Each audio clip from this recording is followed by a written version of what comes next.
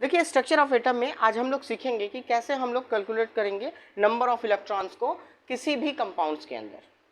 तो जैसे मैंने एक एग्जांपल लिया है, calculate the total number of electron present in 1 mole of methane. Question is calculate the number of electron present in 1 mole of methane. तो देखिए इसको कैलकुलेट करने के लिए हमें क्या करना है, सबसे पहले ये जान लेना है कि मीथेन के एक मॉलिक्यूल में कितने नंबर ऑफ इलेक्ट्रॉन पाए जाते हैं। Number of electron present in 1 molecule of methane. Methane के एक मॉलिक्यूल में कितने नंबर ऑफ इलेक्ट्रॉन होते हैं। The formula of methane is CH4।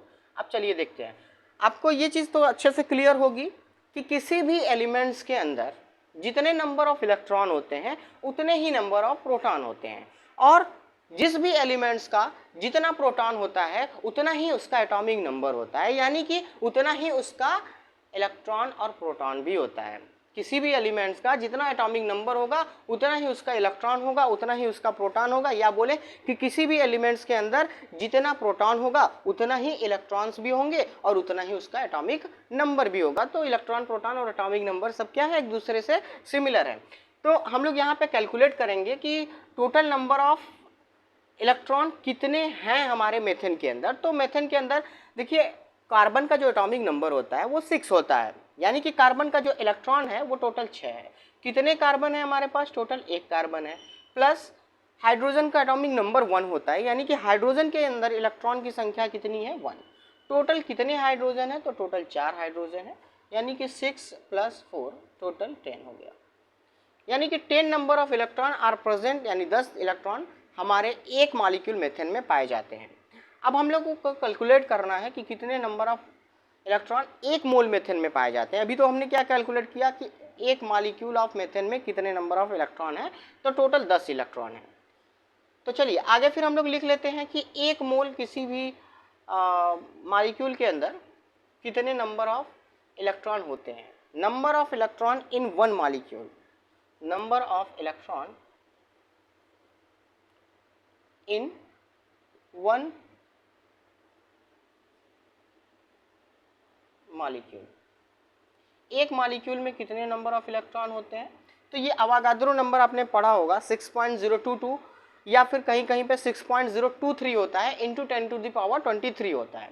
तो कोई भी लिख सकते हैं, 6.023 मैं लिख लेता हूँ, या आप 22 भी लिख सकते हो, अप्रॉक्स वैल्यू है, into 10⁻23। This is the number of electron are present in the 1 molecule. तो हम लोग लिख सकते हैं number of electron present in 1 molecule of methane.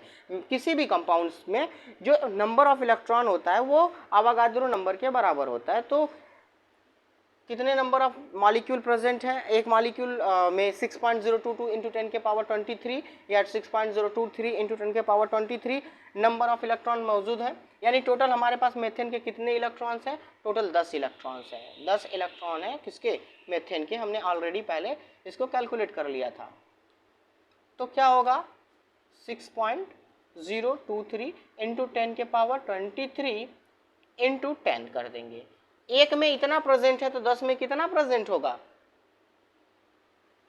तो 6.023 इंटू हम लोग क्या करेंगे, 10⁻23 है तो इस 10 को इसमें ऐड कर लेते हैं, तो 10⁻24 हो जाएगा।